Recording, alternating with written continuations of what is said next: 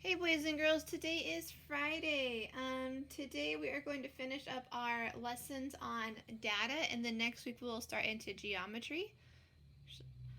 Um, so today we're just going to review everything that we've done this week. So on Monday I had you collect and organize data. On Tuesday we turned our data into a pictograph. On Wednesday we turned our data into a bar graph. On Thursday, we organized our data onto a number line. And today, we're going to be asking each other questions or asking yourself questions about your graphs. Something fun you could do is after you come up with your questions is you could give your graphs to a brother or sister or your parents and have them answer your questions for you, and then they can do part of your homework or your schoolwork. It's not, well, I guess it is homework because you're doing it at home.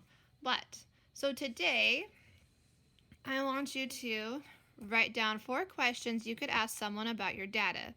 Then answer your questions. And if you do have someone else answer your questions, make sure they answer them correctly and that your moms and dads do know how to do math. Or you could check up on your brothers and sisters' math skills and see if they know how to do math too.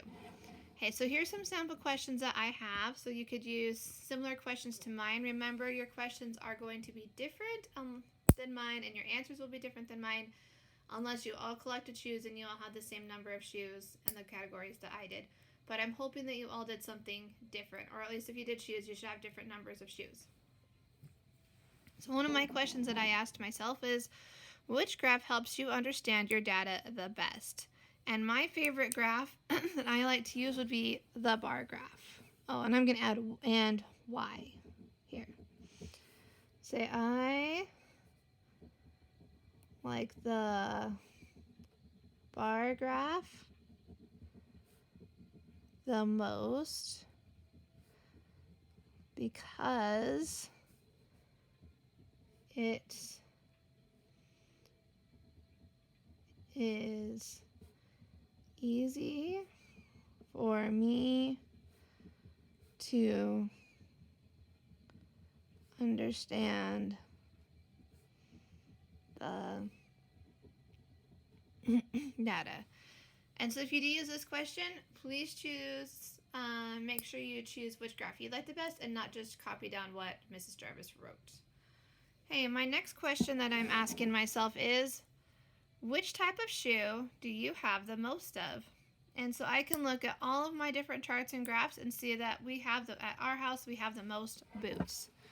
So remember, we are in 3rd grade. We should be answering in a complete sentence. So I would say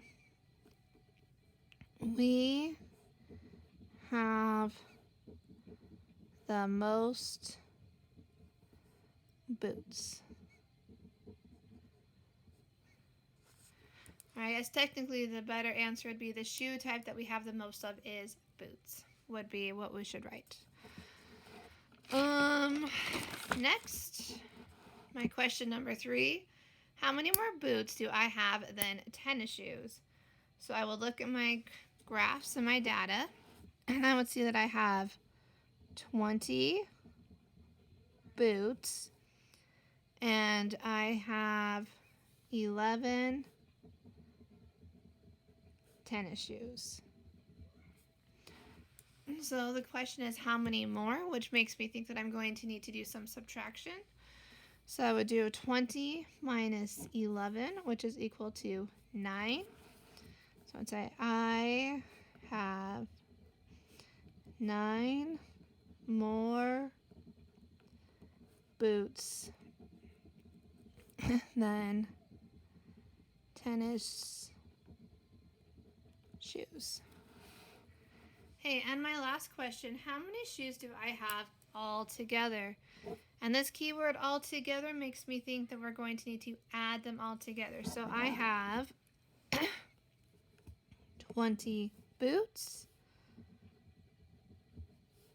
11 tennis shoes, I'm just going to use TS for short, 10 regular shoes, whoops, and 8 sandals. So like I said, that keyword there means all together, means I'm going to add. So I'm going to add up my ones first. So I have 0 ones plus 1 1 plus 0 ones plus 8 ones, which gives me 9 ones. Now I'll add my tens. I have 2 tens plus 1 10 plus 1 10 equals for 10. So altogether we have